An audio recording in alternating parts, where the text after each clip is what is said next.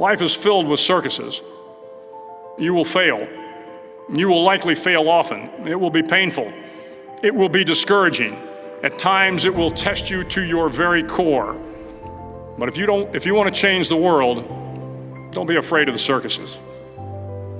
At least twice a week, the trainees were required to run the obstacle course.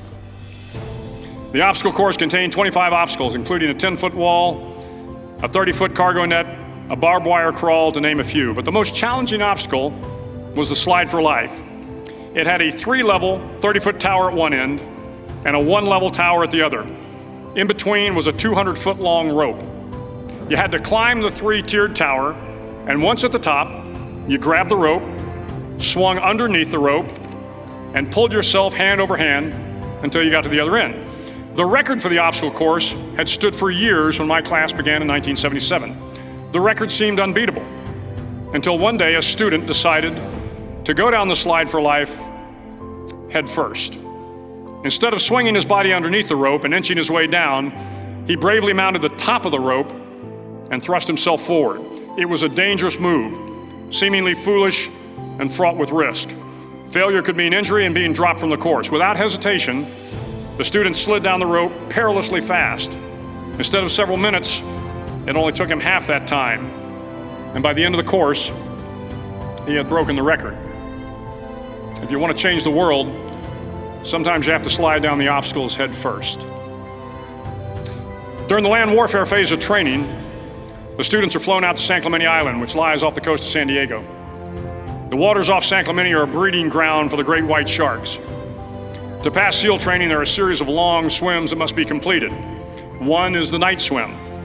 Before the swim, the instructors joyfully brief the students on all the species of sharks that inhabit the waters off San Clemente.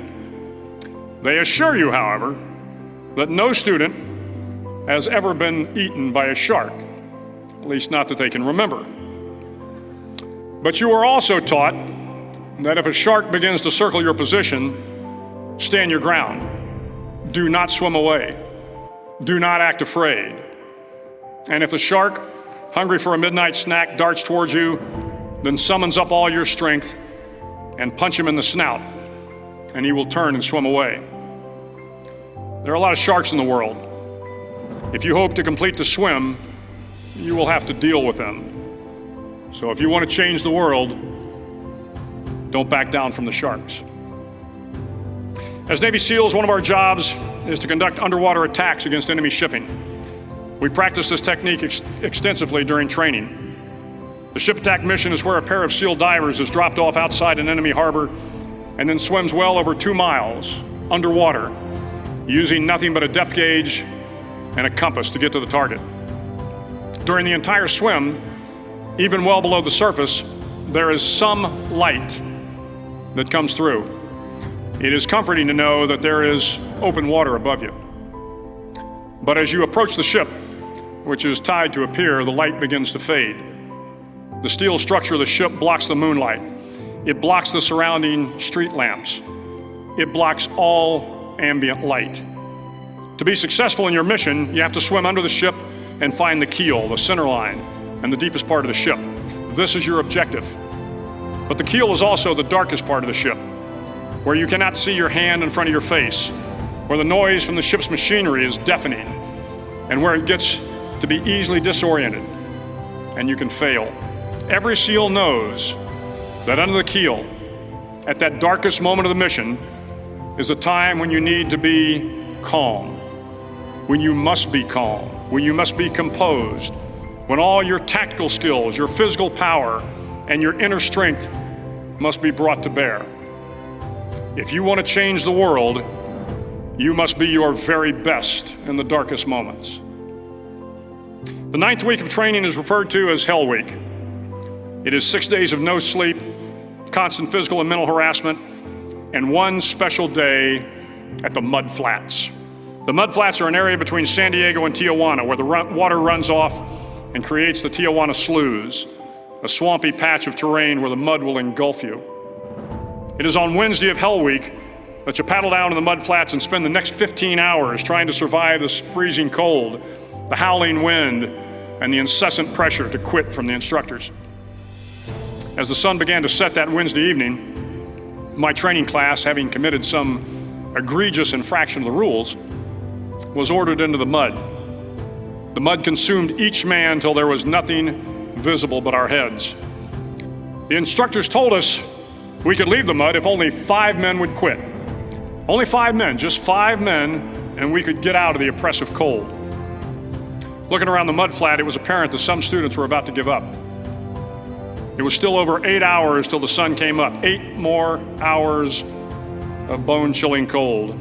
The chattering teeth and the shivering moans of the trainees were so loud, it was hard to hear anything.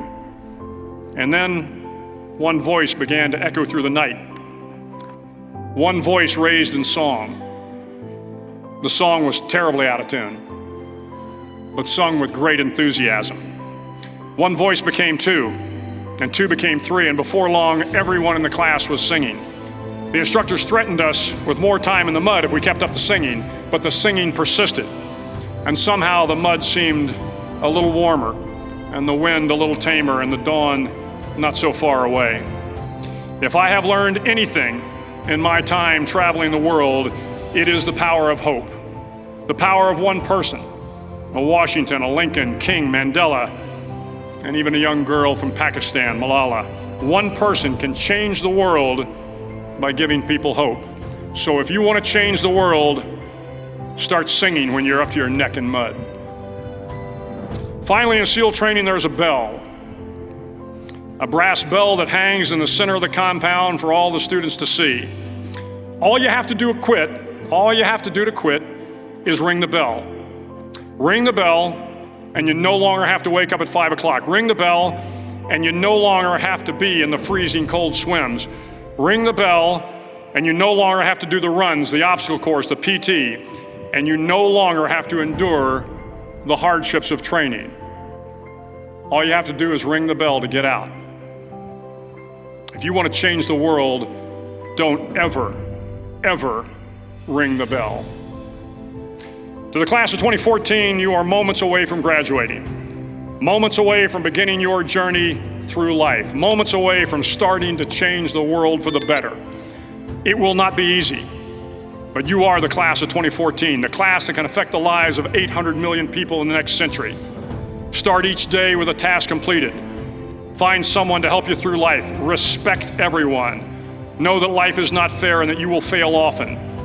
But if you take some risks, step up when the times are the toughest, face down the bullies, lift up the downtrodden, and never ever give up. If you do these things, the next generation and the generations that follow will live in a world far better than the one we have today. And what started here will indeed have changed the world for the better. Thank you very much. Hook 'em horns.